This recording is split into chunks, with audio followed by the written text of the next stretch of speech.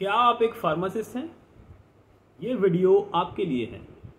नमस्कार, मेरा नाम है अनीश कुमार और मैं हूँ एक फार्मासिस्ट। 2010 से 12 में डिप्लोमा किया मैंने IIT द्वारका से। उसके बाद 13 से 15 का बैच था मेरा, जहाँ मैंने डिग्री कंप्लीट करी Ram Gopal college of pharmacy से। उसके बाद मेरा जो कैरियर है वो स्टार्ट हुआ 2015 के बाद। तो लगभग 10 साल हो चुके हैं। मैंने फार्मेसी की अलग अलग डोमेन में काम किया है, बहुत सारी जगह विज़िट करी है फार्मेसी से रिलेटेड जो भी जगह हैं। तो एक जो नारा है, जहाँ दवा वहाँ फार्मासिस्ट, ये जो चीज़ है वो देखने को नहीं मिलती अक्सर, क्योंकि कंपनी से लेकर के ड्रग स्टोर्स तक वहाँ पे जो डिस्ट्रीब्यूटर भी होंगे, रिटेल स्टोर्स भी होंगे, और इसके अलावा जितने भी डिस्पेंसरीज हैं, पॉलीक्लिनिक्स हैं, हॉस्पिटल्स हैं बड़े बड़े, है ना, सुपर स्पेशलिटी हॉस्पिटल्स हैं, चाहे वो सरकारी हो या प्राइवेट हो, उनके अलग अलग डिपार्टमेंट, जो भी डिपार्टमेंट है अलग अलग, वहाँ पर मैंने विज़िट किया है और पाया है कि वहाँ पर फार्मासिस्ट मौजूद नहीं है। इसमें गलती किसकी है? ऑब्वियसली हमारी। क्योंकि जो काम हम कर सकते हैं बहुत ही बेहतरीन तरीके से, वो हम कहीं ना कहीं सरकार को बताने में विफल रहे हैं कि ये काम हमारा है और हम कर सकते हैं। तो यानी कि हमारा काम कोई भी कर रहा है, लेकिन ये आपको पता है कि हमारा काम इतना आसान नहीं है, लेकिन फिर भी ये काम कोई भी कर रहा है। अब जैसे उदाहरण के तौर पर देखें कि कोई भी हॉस्पिटल है, अब उस हॉस्पिटल में अलग अलग डिपार्टमेंट होते हैं, नेफ्रोलॉजी, कार्डियोलॉजी, ऑर्थो, और इसके अलावा जितने भी अलग अलग डिपार्टमेंट होते हैं, वहाँ पर हर जगह दवाओं की ज़रूरत होती है, दवा स्टोर होती है, उसके बाद ही वो पेशेंट को दी जाती है। अब दिन के टाइम पर हॉस्पिटल में OPD में जो OPD पेशेंट को दवा देने के लिए फार्मासिस्ट होते हैं, स्टोर इंचार्ज होते हैं फार्मासिस्ट, वो पूरे हॉस्पिटल में दवा पहुंचा देते हैं। लेकिन उसके बाद उन दवाओं को कौन मैनेज करता है? रात के समय मैंने नहीं देखा किसी भी बड़े हॉस्पिटल में कोई फार्मासिस्ट मौजूद हो। लेकिन क्या फार्मासिस्ट का काम नहीं है वहाँ पे? बिल्कुल है। जितने भी डिपार्टमेंट होते हैं वहाँ पर एक सफिशिएंट अमाउंट में, एक बल्क अमाउंट में दवाएं स्टोर होती हैं।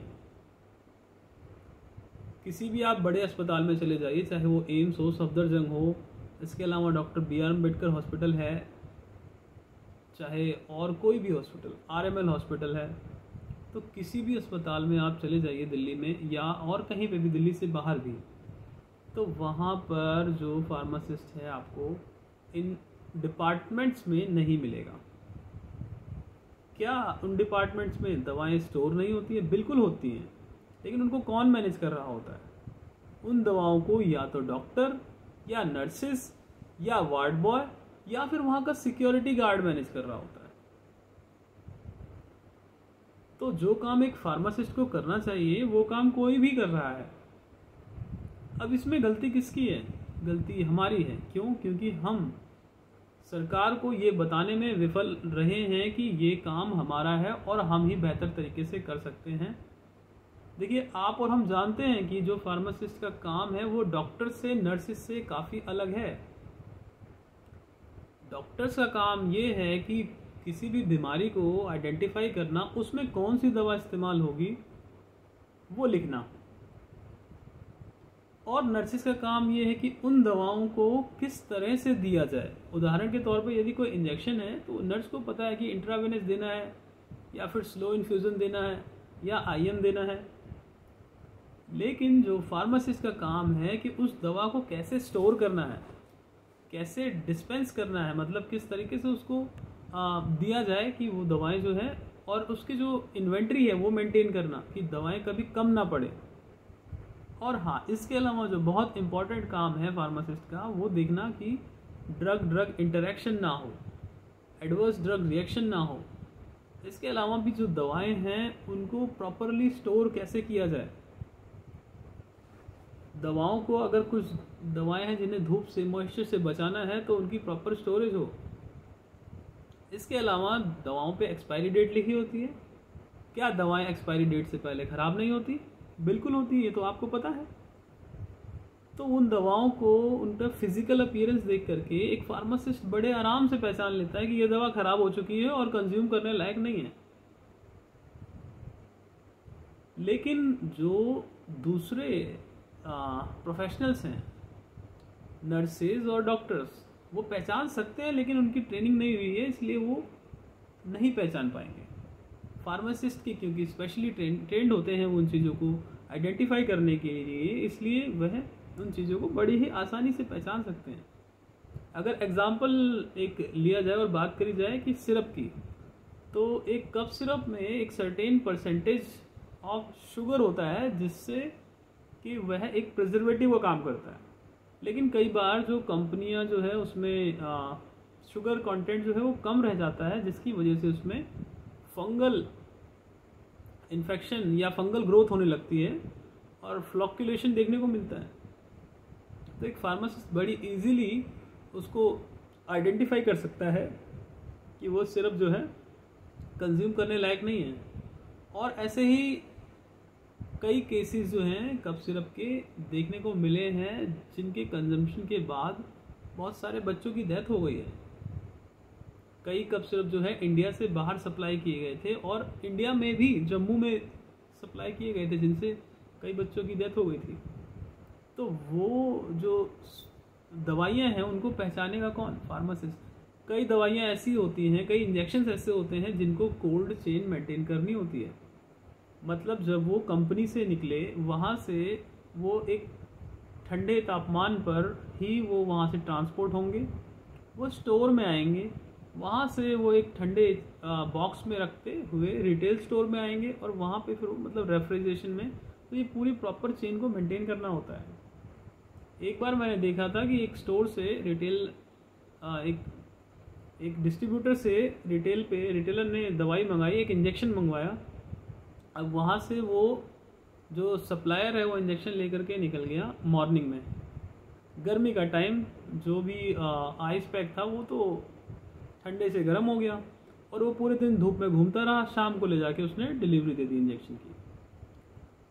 अब क्या वो जो इंजेक्शन है उसमें चेंजेस नहीं आए होंगे, और क्या उसकी जो उसके एक्टिव कॉन्सिक्वेंस हैं उसमें चेंजेस नहीं आए होंगे? अगर आए होंगे तो क्या वह उतना एफिशिएंट होगा जितना वो कोल्ड चेन मेंटेन करने पर होता?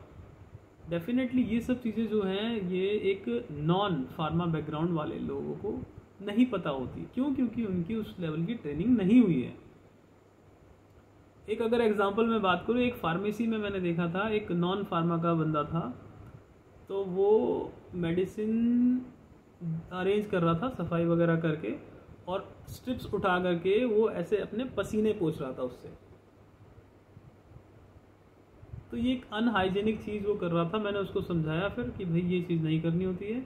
क्यों? क्योंकि ये जो दवाइयाँ हैं ऐसे पेशेंट को जाती हैं जिनको हो सकता है कि कोई ऐसे इन्फेक्शन हो या इम्यून सिस्टम उसका वीक हो, और आपके पसीने से कोई इन्फेक्शन उसमें बन जाए, कोई बैक्टीरिया ग्रो हो जाए जो उसको और बीमार कर सकता है। तो यानी कि साफ़ सुथरी चीज़ें जो हैं वो मेंटेन करनी पड़ती है। अब फार्मासिस्ट एक ट्रेनिंग लेकर के आते हैं।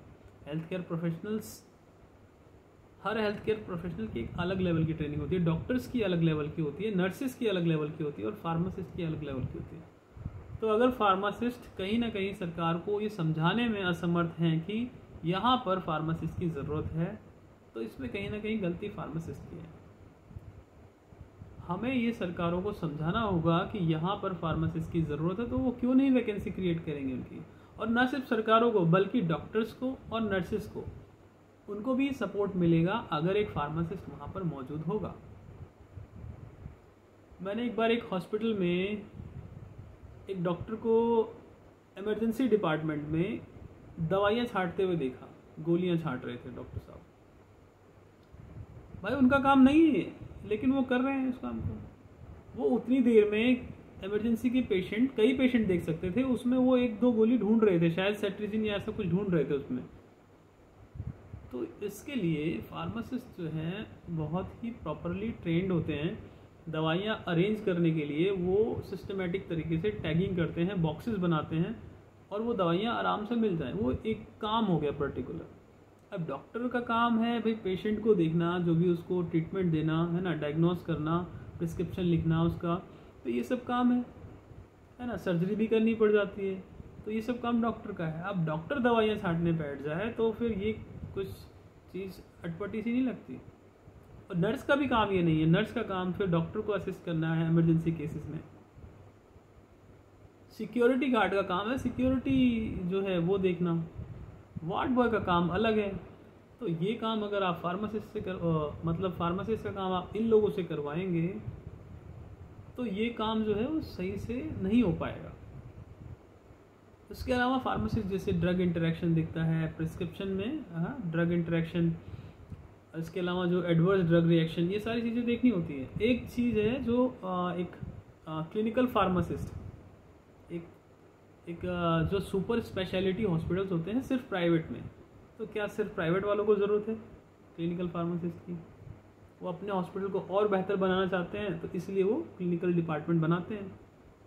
क्यों? क्योंकि स्पेशल ट्रीटमेंट मिलता है। फिर जो क्रिटिकल केयर के जो पेशेंट होते हैं उनको उनकी मॉनिटरिंग प्रॉपर हो पाती है। क्लिनिकल फार्मासिस्ट एक अलग ही लेवल का फार्मासिस्ट होता है जो कि क्रिटिकल केयर में हेल्प करता है। लेकिन क्या सरकारी अस्पतालों में क्रिटिकल केयर नहीं होता? तो उसमें क्यों नहीं है? किसी भी सरकारी डिपार्टमेंट में, सरकारी हॉस्पिटल में क्लिनिकल फार्मासिस्ट नहीं होता। प्राइवेट में भी सिर्फ बड़े हॉस्पिटल में होता है, नॉर्मल हॉस्पिटल्स में नहीं होता क्लिनिकल फार्मासिस्ट जो डिपार्टमेंट।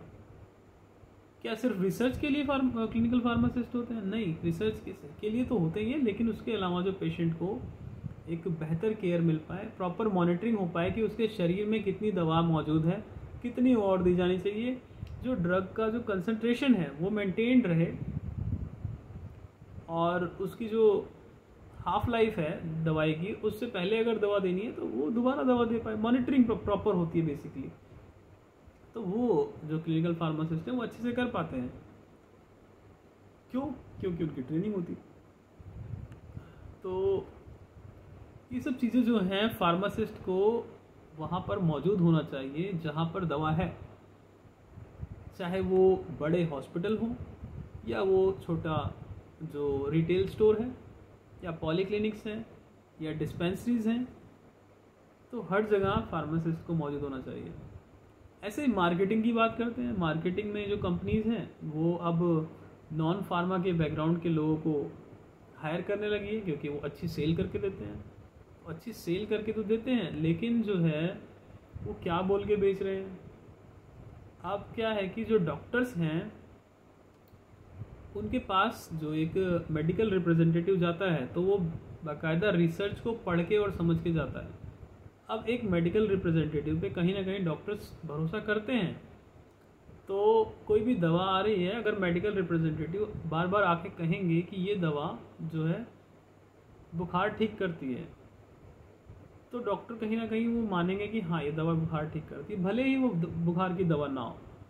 हालांकि मैं डॉक्टर के एजुकेशन पे क्वेश्चन नहीं उठा रहा हूँ, लेकिन जो मिस इन्फॉर्मेशन अगर प्रोवाइड होती है किसी भी मेडिकल रिप्रेजेंटेटिव के द्वारा, तो उसमें डॉक्टर की गलती नहीं है। मैं बस एक छोटा सा एग्जांपल दे रहा हूँ। मैं अगर क्रिटिकल केयर की बात करूँ तो वहाँ पर डॉक्टर्स जो है मेडिकल रिप्रेजेंटेटिव को सुनते हैं, बहुत अच्छे से सुनते हैं। क्यों? क्योंकि नई नई स्टडीज़, नई नई रिसर्च आती हैं, तो डॉक्टर्स जो हैं वो सुनते हैं कि क्या नया आया है, और उसके आधार पर फिर वो अपनी, कई बार उनके पास टाइम नहीं होता डॉक्टर्स के पास पढ़ने के लिए। वैसे तो बहुत सारे डॉक्टर्स जो हैं अपने आप को अपडेट करके रखते हैं, लेकिन उनकी पर्सनल लाइफ भी होती है जिसकी वजह से वो काफ़ी चीज़ें नहीं पढ़ पाते हैं। तो कहीं ना कहीं जो मेडिकल रिप्रेजेंटेटिव आते हैं तो वो उनको सुनते हैं कि हाँ क्या नया मार्केट में आया है, तो उसके आधार पर वो ट्रीटमेंट करना चालू कर देते हैं। अब जैसे एग्जांपल के तौर पे कोई मेडिसिन है, उसको किसी मेडिकल रिप्रेजेंटेटिव ने डॉक्टर को प्रेजेंट किया कि डॉक्टर साहब ये मेडिसिन है, तो डॉक्टर्स उन्हीं मेडिकल रिप्रेजेंटेटिव से उस दवाई के बारे में पूछते हैं कि इसकी फ्रीक्वेंसी कैसी है, इसको किस तरह से देना है, किन किन कंडीशंस में देना है, कितनी मात्रा में देना है, इस दवाई को कब शुरू करना है, कब बंद करना है, क्या साइड इफ़ेक्ट्स हैं, तो ये सारी चीज़ें जो है एक मेडिकल रिप्रेजेंटेटिव बताता है। प्राइस के अलावा बाकी चीज़ें भी डॉक्टर्स पूछते हैं अगर उन्हें लगता है कि हाँ सामने वाले को नॉलेज है, तो ये सारी चीज़ें जो है वो अच्छे से डॉक्टर को बताते हैं। अब जो नॉन फार्मा के लोग हैं तो फिर क्या है, उनको उतनी ज़्यादा समझ नहीं होती इन चीज़ों को। वो सेल जो है वो भले ही अच्छी कर दें, लेकिन जो एक इन्फॉर्मेशन जो है वो वहाँ पर सही ढंग से नहीं पहुँच पाती है।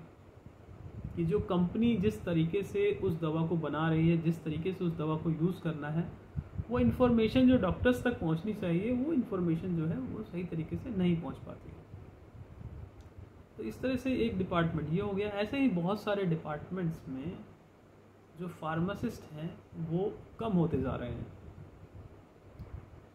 अब जितनी भी दवा कंपनियां हैं वहाँ पे क्या सारे फार्मासिस्ट होते हैं? नहीं। जितने भी ड्रग जहाँ पे स्टोर होती है, जो ड्रग कह सकते हैं आप, डिस्ट्रीब्यूटर्स होते हैं, क्या वहाँ पर फार्मासिस्ट होते हैं? बहुत रेयरली। वहाँ पे नॉन फार्मा के लोग उस दवाओं को मैनेज कर रहे होते हैं। तो क्या वो गलतियाँ नहीं करते हैं? डेफिनेटली करते हैं, बहुत ज़्यादा गलतियाँ करते हैं, लेकिन उनको देखने वाला कोई होता नहीं है वहाँ पे। तो ये चीज़ जो है गवर्नमेंट को कौन बताएगा? हम ही बताएंगे।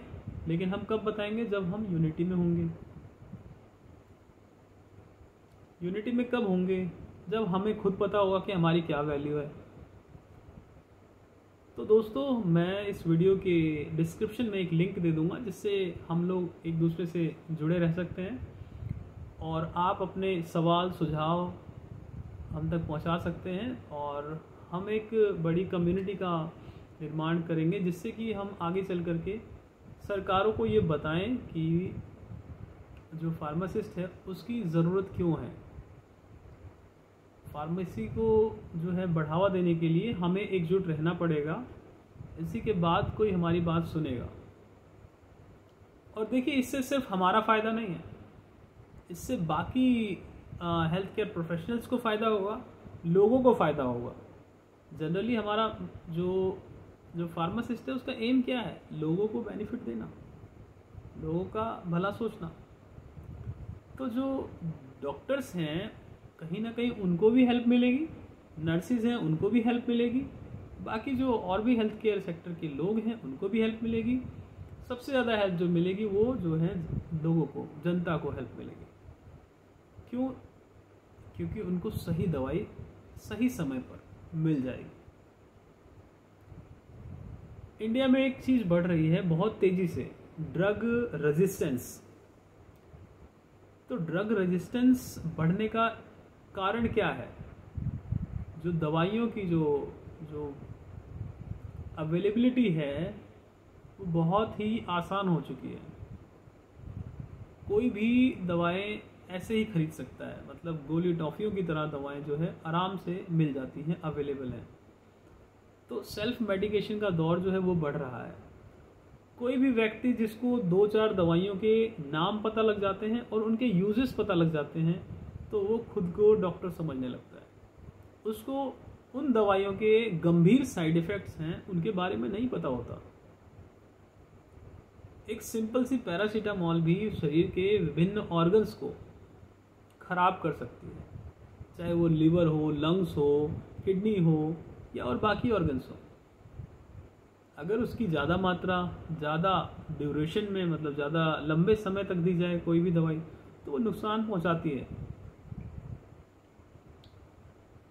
उसके अलावा कोई भी दवाई अगर लिखी जा रही हैं तो उसको प्रॉपर तरीके से उसका इंस्ट्रक्शन जो है अगर नहीं मिल पाता तो वो दवा शरीर को नुकसान पहुंचाती है। तो ड्रग रेजिस्टेंस की ही बात कर रहे थे हम। तो ड्रग रेजिस्टेंस जो है ये इंडिया में बहुत तेज़ी से बढ़ रहा है, और ड्रग रेजिस्टेंस बढ़ने से क्या होगा कि दवाएं काम करना बंद कर देंगी। बीते दिनों कोविड-19 में जो ज़्यादातर मौतें हुई हैं उनमें कई सारे ऐसे केसेस थे जिनको कोई और डिजीज़ या डिसऑर्डर थी पहले से। अब उनको मान लीजिए कोई डिजीज़ या डिसऑर्डर थी, तो उसकी वजह से उनका केस जो है वो सीवियर हो गया। केस सीवियर कब होता है? जब दवाएं काम करना बंद कर देती हैं। दवाएं काम करना कब बंद करती हैं? जब ड्रग रेजिस्टेंस डेवलप हो जाता है।